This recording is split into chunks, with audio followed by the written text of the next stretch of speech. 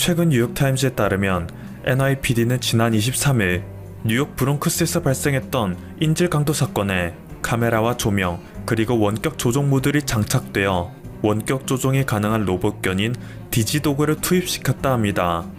어두운 곳에서의 상황도 탐지가 가능하고 현장이 얼마나 안전한지도 사전에 파악할 수 있어 경찰들의 안전 확보에 필수 요소가 된 디지도그인데요. 이미 NYPD는 폭탄 제거 등의 분야에서 디지도그를 다양하게 활용하고 있었는데 이번 인질 사건에 새롭게 투입을 한 것이었죠.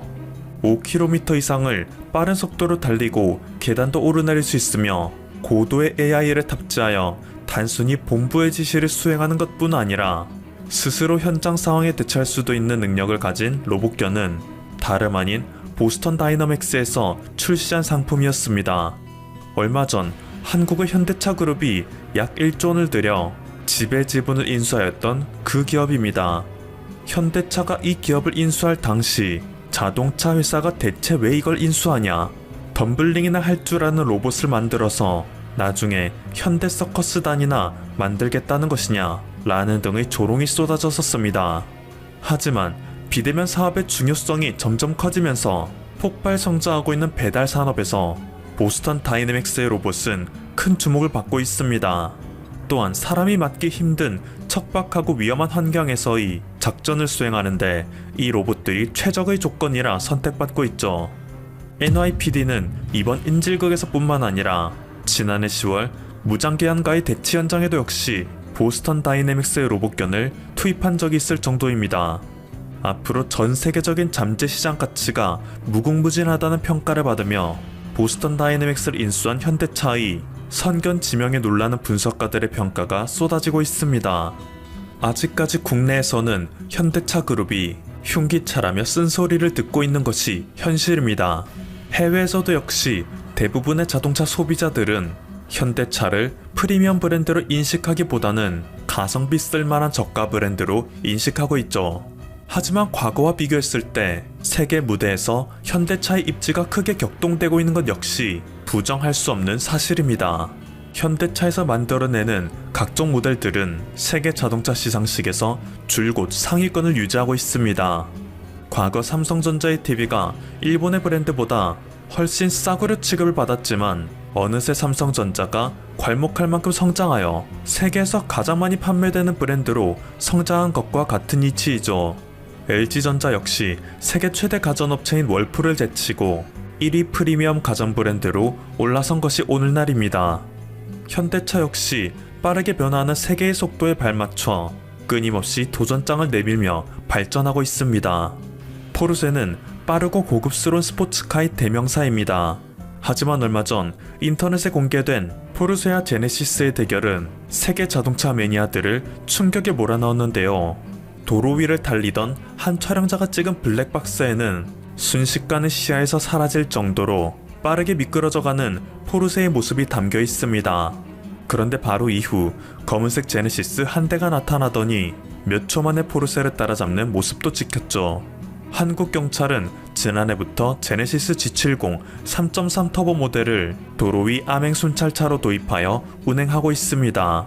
제 아무리 빠른 스포츠카라 할지라도 교통법규를 위반하는 순간 제네시스 순찰차의 단속망에 걸릴 수밖에 없다고 합니다. 한국차의 폭풍 성장은 일반 도로 위에서만 국한된 것이 아닙니다. 지난 26일부터 28일까지 핀란드 북부 로바니에미의 설원에서는 2021 WRC 시즌 북극 랠리 대회가 열렸는데요. 눈과 빙판으로 이루어진 이 트랙에서 현대차가 내보낸 선수들은 우승과 함께 더블 포디움을 달성했다고 합니다.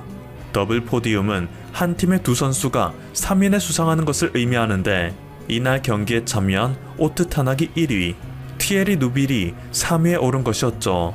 4위 역시 크레이그 브린 선수로 현대차의 레이싱카를 탑승한 선수였습니다.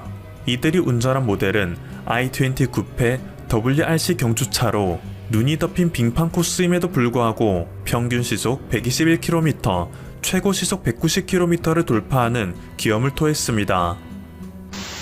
한국은 미래차 시장에도 빠르게 적응하고 있습니다. 아니, 빠르게 적응하고 있는 걸 넘어서 지상 최대 시장 중 하나인 미국과 유럽에서 한국차에 대한 열렬한 러브콜을 보내고 있을 정도입니다. 현재 세계에서 가장 영향력 있는 전기차는 단연 테슬라입니다. 지금은 잠시 주가가 주저앉긴 했지만 테슬라는 페이스북을 제치고 미국 내 시가총액 5위에 오르기도 했었는데요. 덕분에 테슬라의 CEO 일론 머스크는 아마존의 전 CEO 제프 베조스를 제치고 세계에서 가장 돈이 많은 남자가 되기도 했었죠. 그런데 테슬라에서 생산하는 전기자동차는 자신들이 갖고 있는 브랜드 가치에 비해 허술한 것이 사실입니다. 대개 미국에서 생산하는 자동차들이 그렇듯이 단차와 마감의 문제는 끔찍하다는 평가를 받는데요. 과거 일본의 자동차 브랜드들이 이러한 미국 자동차의 허점을 파고들어 완벽한 단차와 깔끔한 마감을 강점으로 내세워 세계 1위 자동차 생산국으로 거듭났듯이 현재 수많은 자동차 브랜드들은 테슬라보다 훨씬 뛰어난 자동차 제조 능력으로 테슬라의 지위를 위협하고 있습니다. 현대차 역시 그러한 업체들 사이에서 단연 선두를 달리고 있는 기업이죠. 한국에서 생산되고 있는 전기차의 70%는 모두 유럽으로 가고 있을 정도로 유럽에서 한국산 전기차의 인기는 어마어마합니다.